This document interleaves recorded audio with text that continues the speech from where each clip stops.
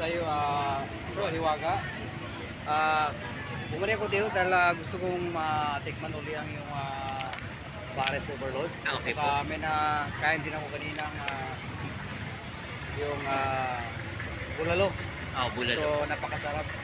Thank Ano you. pang sikreto na Alam mo, ang sikreto talaga ni Hiwaga, noon hanggang ngayon, unang-una sa lahat, yung may pagmamahal ka, habang nagluluto ka, dinidibdib mo, sabay kinakantahan mo. Yun ang number one na pundasyon ni Hiwaga kung bakit masarap yung niluluto ni Hiwaga. Sir,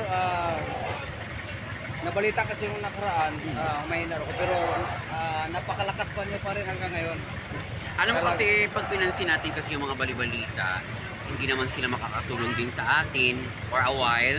Ipanalangin na lang po natin sila na sana maging masaya sila kung ano man ang nararating ng bawat tao, maging kontento. Kasi ang bawat gawa ng tao, ang gumagawa ng swerte ng tao, ay ang tao din naman. Ngayon pag pinakinggan natin yung mga negative bad sides, wala talaga tayong mangyayari dyan. Number one, may tapo tayo sa Panginoon.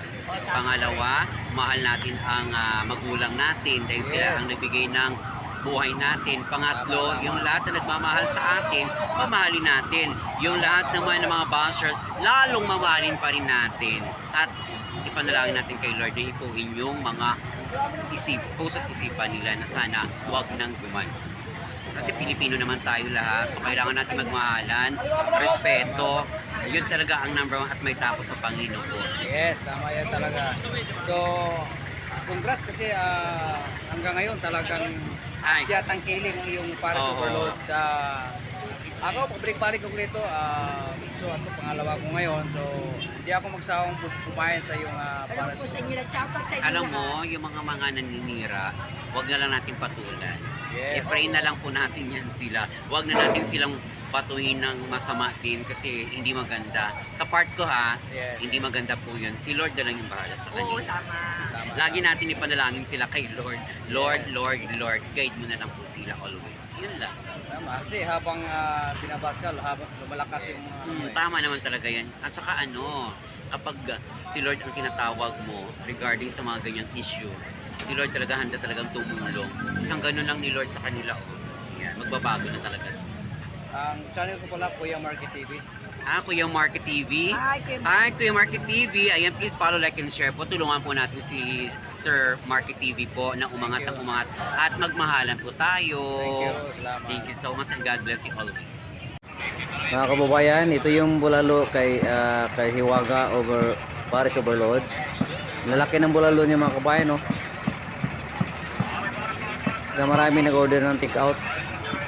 Ito yung Pares Overload niya, yung sabaw, yun, no? Sobrang init. Wow, sarap talaga, oh. Lalaki pa ng bulalo dito. May kasamang mais.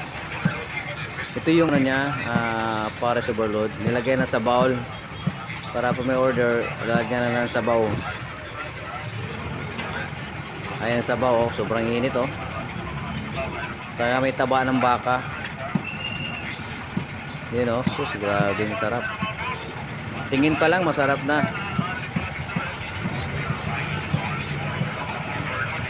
Ito yung pangatlo kong punta kay Hiwaga.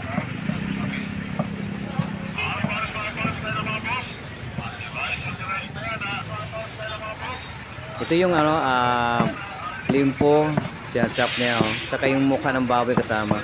Meron ditong charong bulaklak na tad-tad na niya. Bali nilagay niya sa bowl, kabayan. Ang trabaho niya, taga-tad-tad lang talaga, yun trabaho lang niya. Yun, oh. Marami na siyang tinanatad-tad mga kabayan. Ayun na yun, sa bowl, yun, oh.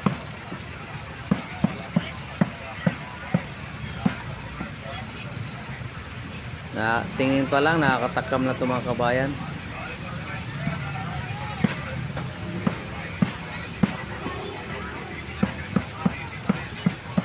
Daming kumakain dito ngayon. Palitaw ka ni Hiwaga. Matagal ka dito sa Hiwaga Pares Overload? Pangalawang araw pa lang. Pangalawang araw. So, malakas pa rin si Hiwaga, no? Yes. Okay mga kababayan, malakas pa rin si Hiwaga. Dami pa rin tao. So hanggang ano oras sir ang ano nyo dito? 4 a.m. po. 7 to 4 a.m.